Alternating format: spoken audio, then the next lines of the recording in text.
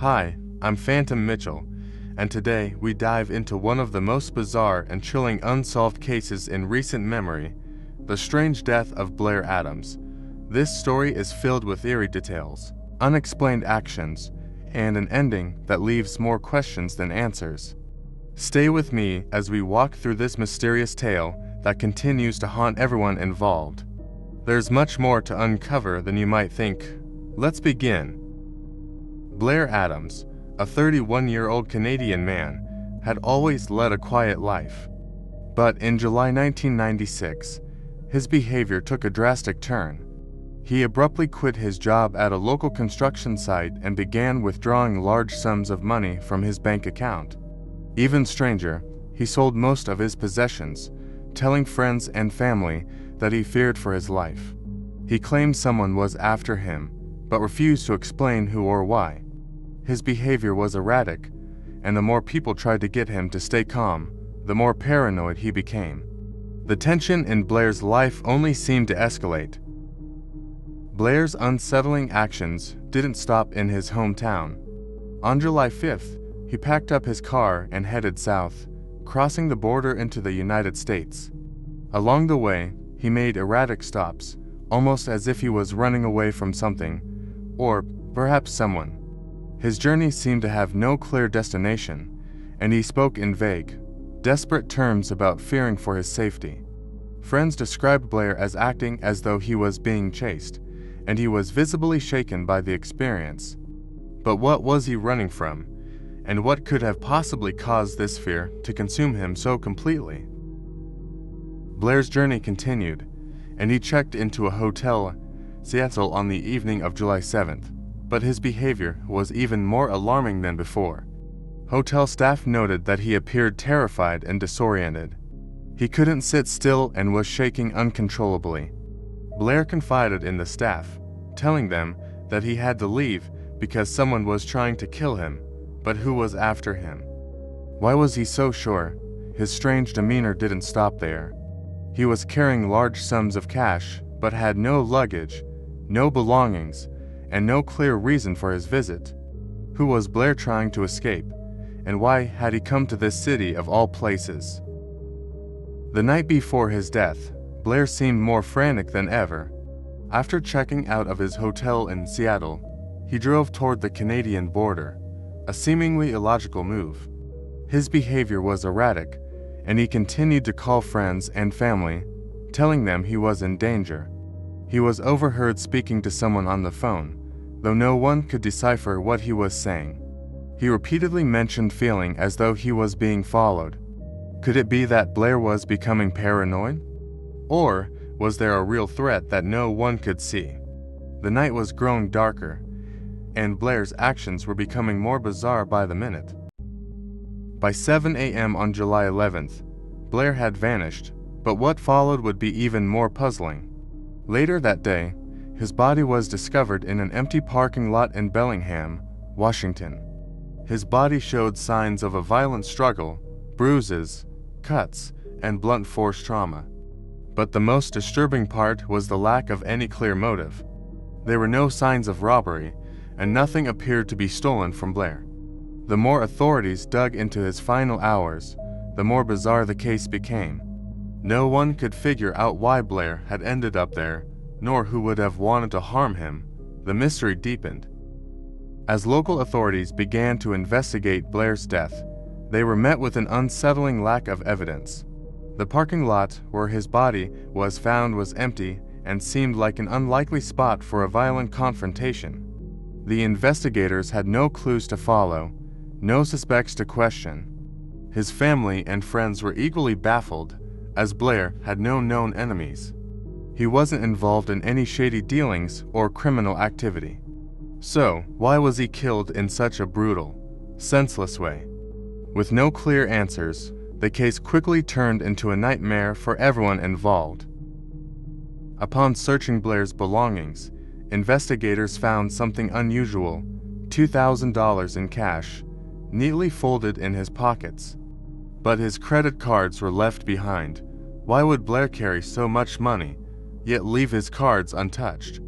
What was the significance of this odd detail? It was as if he had been preparing for something, but it wasn't clear what. Was he trying to protect himself from someone, or was the cash meant to be used for an entirely different purpose? No one could make sense of this, and it only added to the overall feeling of unease surrounding the case. Blair's autopsy was equally baffling. The cause of death was blunt force trauma, but there were no clear signs of a weapon. The injuries Blair sustained appeared to be consistent with a violent struggle, but again, no definitive cause could be found.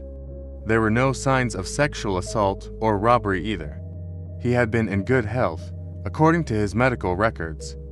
But what struck investigators as strange was that no one seemed to know why or how he had ended up in that parking lot. The lack of a clear weapon or a solid theory surrounding Blair's death made it even more impossible to understand who had killed him and why.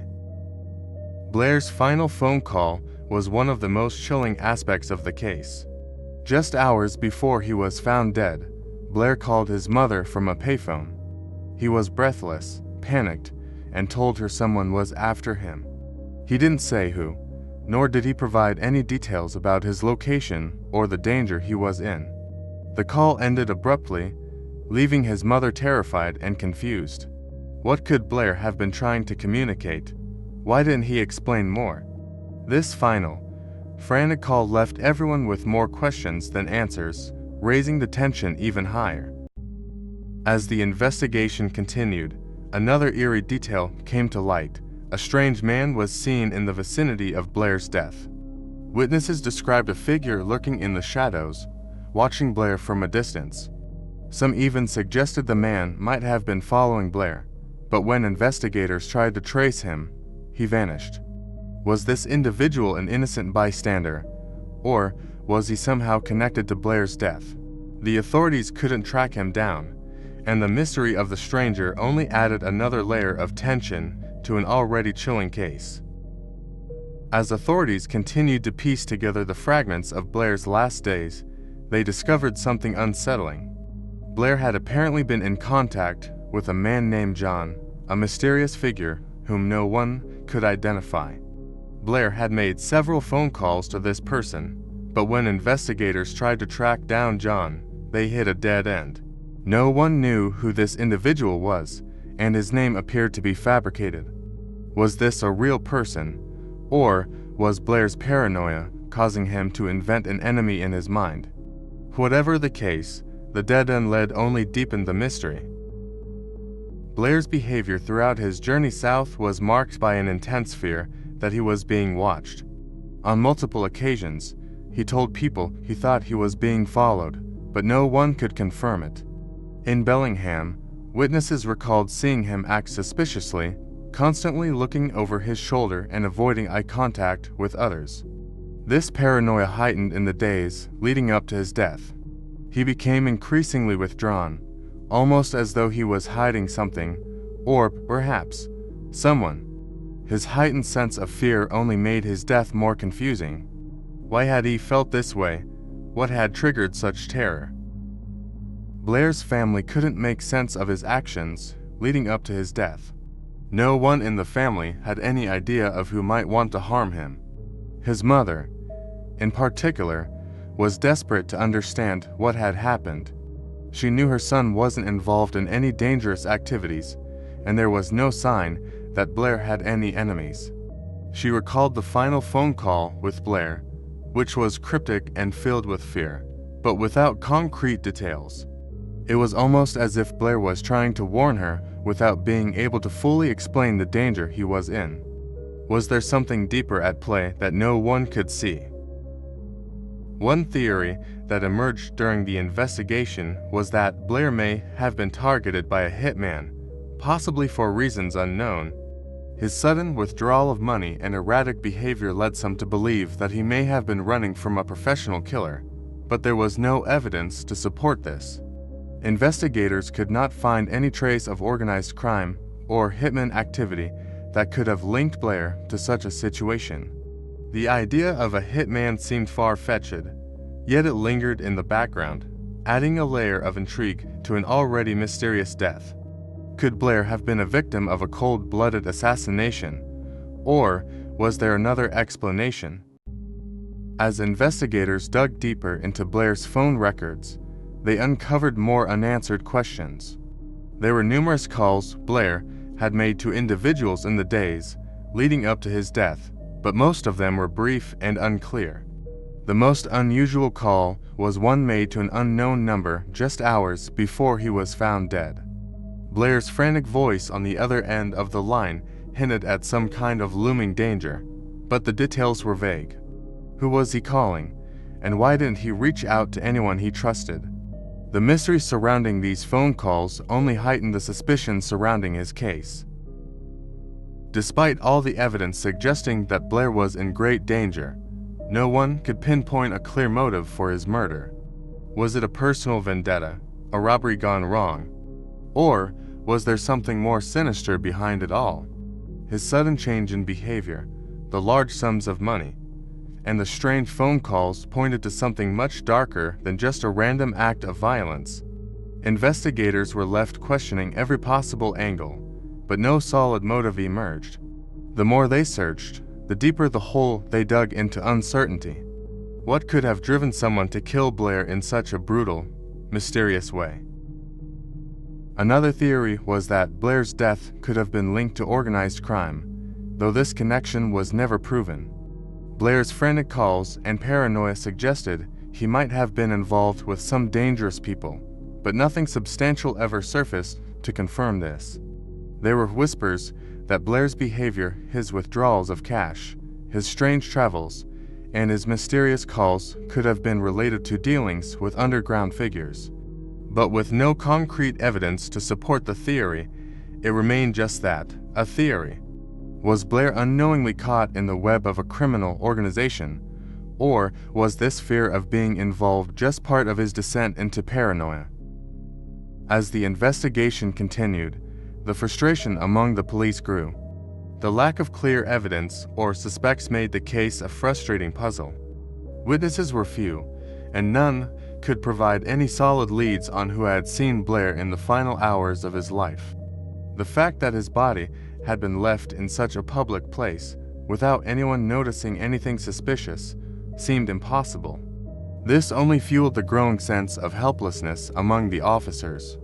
They knew they were dealing with something far more complicated than a simple murder, but no one knew how to unravel the mystery. Every day without progress made the case seem more hopeless. A new lead emerged when an old friend of Blair's came forward with some curious information. The friend revealed that Blair had been acting increasingly odd in the weeks leading up to his death, mentioning something about a deal gone wrong. Was Blair trying to escape some kind of shady business? Could this friend be hiding something? Or did Blair confide in him in a moment of panic? This information seemed like a breakthrough at first, but as the friend's story was scrutinized, it became clear that his words didn't line up with other pieces of evidence. Was he telling the truth, or was there more to his involvement than he was letting on? In the months following Blair's death, investigators received an anonymous tip about a strange symbol that had appeared near the parking lot where his body was found. The symbol was graffiti-like, and no one could decipher its meaning. Was it a clue left behind by the killer, or was it a random act of vandalism? The symbol raised more questions than it answered, and it seemed to be part of an increasingly bizarre pattern of events surrounding Blair's life. Was there some deeper connection between this symbol and Blair's death? Or was it just another piece of the ever-growing puzzle that nobody could solve? As the investigation into Blair Adams' death stretched on, another chilling detail emerged. Blair had been killed at the precise time when a major flight was taking off from the nearby airport. Some theorists believed that the timing wasn't coincidental. Could Blair have been attempting to flee at the last minute, only to be intercepted just as he was about to escape his pursuers? The idea that someone might have been watching his every move, waiting for the right moment to strike, added another level of complexity to the case. Was Blair killed as part of a larger plan, or was his death a tragic act of fate? One of the most unnerving aspects of Blair's death was the lack of physical evidence pointing to a specific assailant. Investigators found traces of an unknown person at the scene, a faint set of footprints near Blair's body that didn't match his own. However, these footprints led to nowhere. They seemed to disappear into the shadows, vanishing before they could be followed. Who was the person that left these footprints, and why were they in the area? This mysterious trace only fueled the growing sense that Blair had not died by chance, but had been deliberately targeted by someone with sinister intent. As Blair's case continued to baffle investigators, it became clear that his paranoid behavior may have been more than just the result of stress or delusion. Some believed he may have stumbled upon something far darker than he could comprehend. Perhaps he had gotten too close to something dangerous. Several theories surfaced that suggested Blair had been entangled in a dark underworld, unknowingly or unwillingly. What if his paranoia had been justified? Perhaps he wasn't just a victim of mental distress, but had genuinely uncovered a dangerous secret. The more they looked into his past, the more chilling the possibilities became. Was Blair a pawn in a much bigger game? In a bizarre twist, some of the evidence that was collected from Blair's hotel room and his personal effects disappear during the investigation. Police later reported that items such as his personal diary, some receipts, and even a few photographs had mysteriously vanished. Was this a case of incompetence, or was someone actively trying to cover up something? The missing evidence only made the case more frustrating and raised the suspicion that someone with knowledge of the investigation was trying to interfere. What was it about Blair's life or his death that made certain pieces of evidence so dangerous? An eerie aspect of the investigation was the presence of silent witnesses, people who had seen Blair in his final days but refused to speak about it. Some claimed to have seen him meeting with a man on the night of his death, while others reported seeing him being followed by a mysterious figure. However, no one was willing to come forward with concrete information. Were these witnesses afraid for their lives, or were they protecting something? The silence of these potential witnesses cast an even darker shadow over the case. Who were they protecting, and why was Blair's death so significant to them? After months of dead ends, a breakthrough finally came. Surveillance footage from a nearby store showed Blair entering a convenience store shortly before his death. In the footage, he appeared to be speaking to someone outside the store, but the footage was unclear. The figure he was speaking to was never identified, and the camera didn't capture the full conversation. But Blair's demeanor in the footage suggested that he was deeply fearful of the person he was talking to. This moment, however brief, provided the only tangible evidence that Blair wasn't acting out of paranoia alone. Someone had been after him. But who? In a stunning turn, investigators discovered a possible link between Blair Adams and a previous unsolved crime. A series of robberies in the area had been connected to a group of criminals operating in the same region Blair had traveled through. Could Blair have unknowingly crossed paths with these criminals, making him a target? However, no direct connection between Blair and the robberies could be confirmed. Was his death simply a result of bad luck, or had he gotten caught up in a dangerous network by accident? The more investigators looked into it, the more the theory of a random connection seemed unlikely. Could there be a deeper connection between Blair's death and these crimes? One of the more chilling theories that emerged was that Blair had been double-crossed by someone he trusted. A close friend of Blair's hinted that he might have been involved in some sort of deal that went wrong, but details were scarce. The theory suggested that Blair may have been running from people who he had once considered allies. Had he been caught in a dangerous game and betrayed?